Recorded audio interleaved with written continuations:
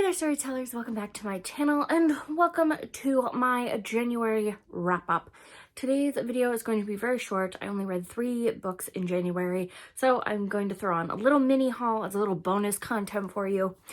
I won't lie, I know I try to post Tuesdays and Saturdays and I'm failing at it a little bit, but I did intentionally save this one till today to post because I wanted to make sure I finished this last book in January so that I could include it, having actually read the whole thing and had some time to formulate thoughts on it. So without any further ado, let's get into this.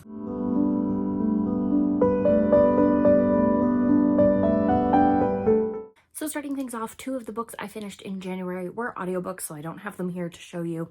But the first one I read was The Excalibur Curse by Kiersten White. At this point, I have posted 15 thoughts I had while reading that book, so if you want to click that video and get a better idea of how I felt about it, you can go ahead and do that. But suffice it to say, I loved this conclusion to this trilogy. I was really sad it ended.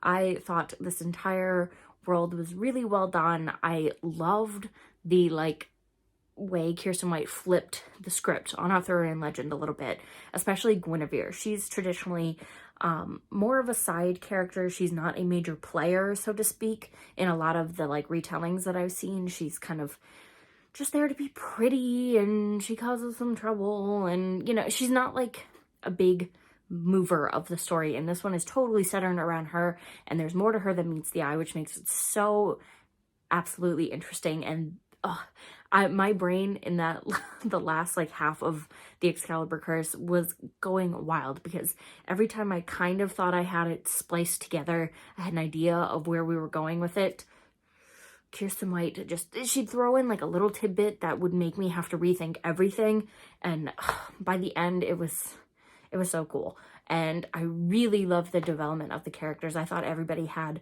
some good growth from where they started at the beginning of the series, but especially Guinevere. She really comes into her own, which is what I was looking for, because she is the protagonist of this story. So if she didn't go through any kind of journey, it would have been hugely disappointing. But the way she kind of starts out in the trilogy is that she very much views herself as there to support and help Arthur, and by the end of it, she's really kind of making decisions herself, and it's really cool. So I very much recommend it. But that's all I'm really going to say on it, because like I said, you can click my 15 thoughts, and I don't want to spoil it owing to the fact that it is a conclusion to a trilogy, and you definitely need to read the whole thing. I don't want to give away details of the last book. The next book I read was Welcome to My Panic by Billie Joe Armstrong, the lead singer of Green Day, which is a band I really enjoy. I've seen them a few times and they're always fantastic. But this was really cool. It's about an hour and a half long, a little bit shorter if you listen to it on a faster speed like I do, but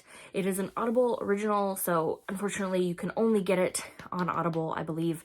But it was something I would recommend to even people who don't necessarily like audiobooks, because he did it in such an informal, cool way where he kind of just, it was like listening to an interview, a really relaxed one where he's just chill and just sharing his thoughts, and there were songs interspersed throughout each segment, and he kind of touched on his inspiration for those songs and what was going on in his life at the time those songs were written and how that influenced it, along with some of his early musical influences and sort of where he was at. I would have loved more personally. I think if he did a full, really long one, I'd be so into it.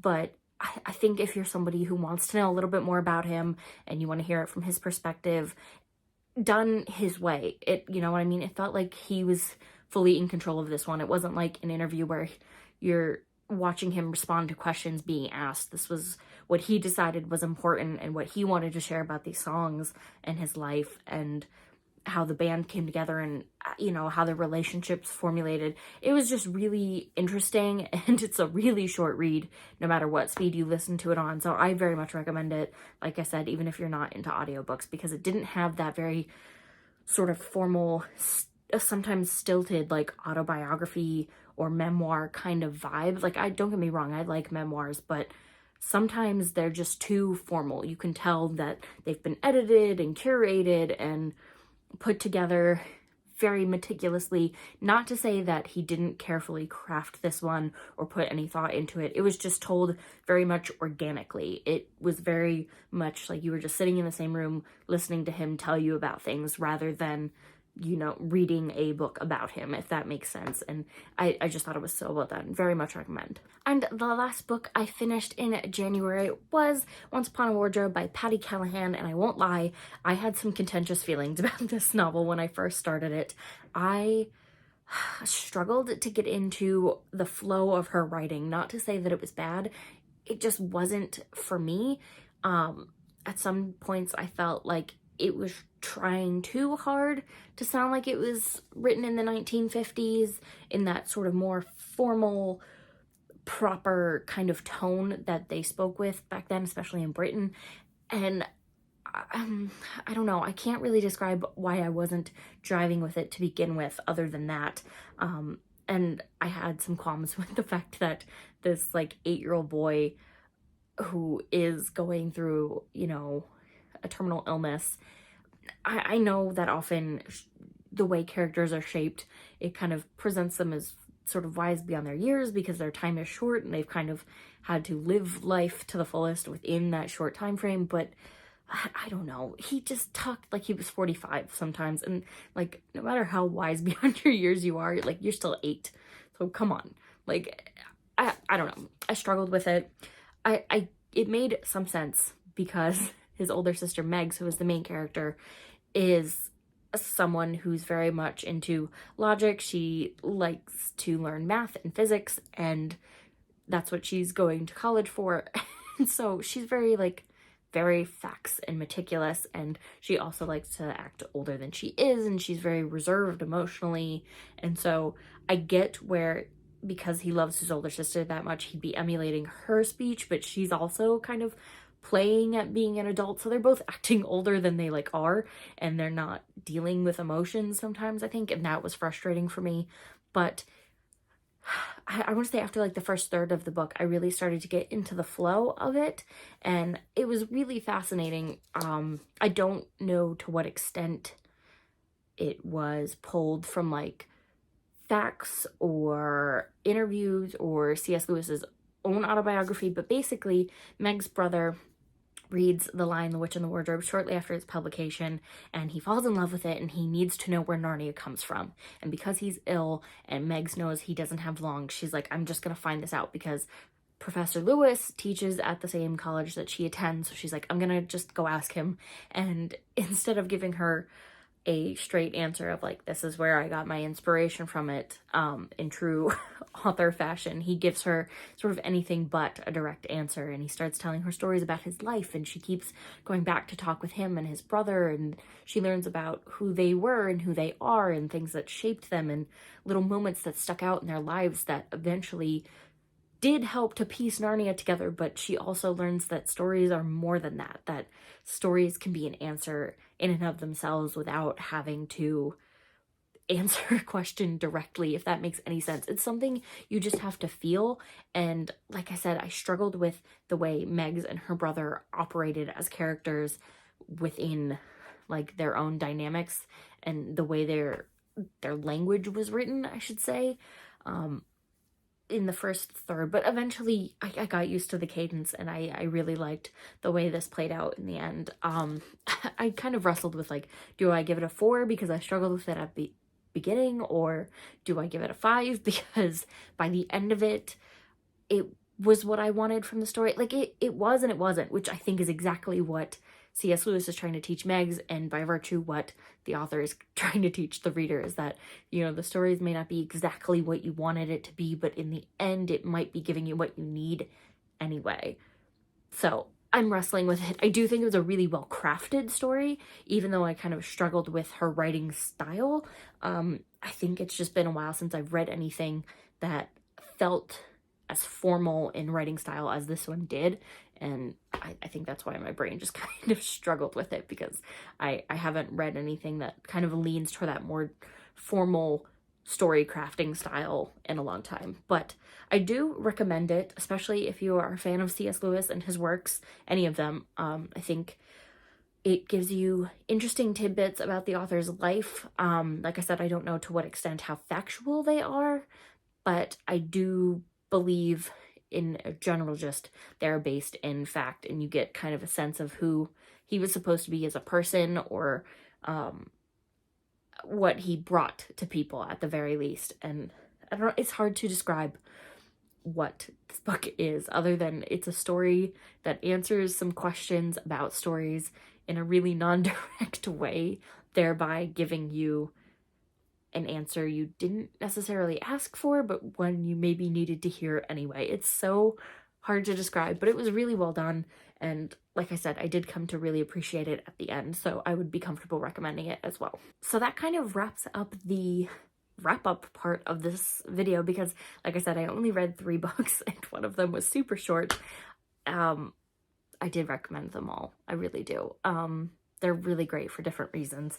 But for now, like I said, I'm going to share a little bit of a haul with you guys just to beef up the content, give you a little something extra to walk away with. So let's get into the little mini haul. The first book I have from my haul is called The Lost Spells. It is a book of poetry by Robert Macfarlane and illustrated by Jackie Morris, and they describe it as the little sister to their first book together called The Lost Words, which I didn't see, but I do think I want to try to get my hands on. This looks like just an homage to the simple beauty of nature. Like, it looks, the cover just immediately, the navy sky with the gold foil stars and this owl sort of swooping in.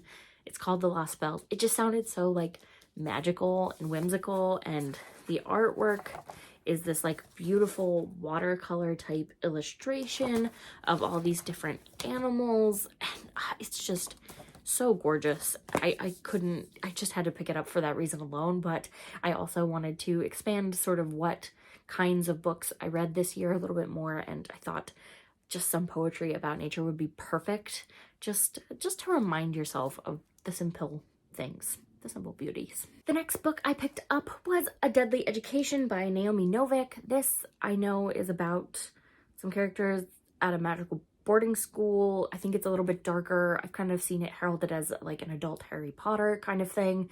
I think it's much more than that, though.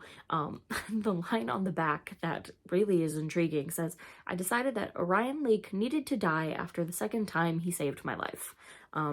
So gleaning what I could from the synopsis on the back, I think it follows a female main character who kind of, everyone expects her to become this like evil witch, powerful person, which she's like, I could do. I definitely have the power to do that, but I'm not gonna give them the satisfaction of being right. I'm gonna make it out of the school as something else and screw Orion Lake, because I hate him. You know, he seems like he's gonna be like the school's golden boy kind of thing. But I remember being really intrigued by this when it first came out, and then I kind of forgot about it a little bit. It was in the back of my mind, and my boss said she just recently read this one, and the second one, she's like, it was so good, I binged it. I had to order the second one like immediately as I was like partway through the first one because it was so good and I knew I needed to go on.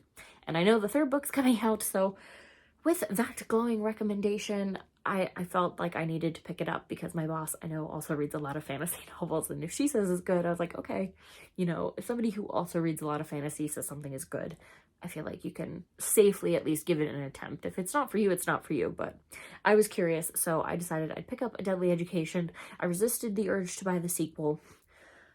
I have a bad tendency of picking up as much of a series as I'm kind of have my interest in all at once, and I didn't want to do that this time. I didn't want to spend all my money, so I was like, pick up the first one. If it's really good, you can just get the second one next. It's fine. So that's what I did. And the last book I picked up was Death on the Nile by Agatha Christie. This follows Poirot, of course, on a cruise across the Nile, or down the Nile, I should say. And it follows the death of Lynette Ridgway, who I think is kind of somebody who has it all until she gets murdered. And obviously the murderer is on the cruise because they're all stuck on this boat going down the Nile. There's not really anywhere to go. And that's all I really know about it. I've seen the movie trailers because they're doing a film adaptation that's coming out very soon, and I really wanted to see it. Kenneth Branagh playing Poirot. I am very intrigued by, so I'd love to go see that, but I wanted to read it first because I haven't read this one. So I decided I'd pick it up so that I could read the Queen of Mystery herself, get it in my brain. I mean, I guess I'd be spoiling the plot for myself. You know, I could go in blind and watch the movie and see how it's done, but I have a feeling they changed some stuff, or maybe they didn't. I don't know. I'd love to be able to do a comparison, so hence why I picked this up, so I can read it myself and be able to fully enjoy how they present it. But that is it for my January wrap-up and my little mini haul. If you enjoyed this video, let me know by leaving a like down below. Have you read any of these books? What are your thoughts on them? I'd love to know those down in the comments, but for now, I'm going to get going. If you want to keep up with me and all of my bookish adventures, you can go ahead and click the subscribe button. And of course, I highly recommend that you ring the little bell so that you don't miss a beat, because it notifies you every time I post a new video, which coming this week will be my February bullet journal, so you have that to look forward to. So ring that bell so you don't miss it when the video goes up, and I will see you guys then. Bye!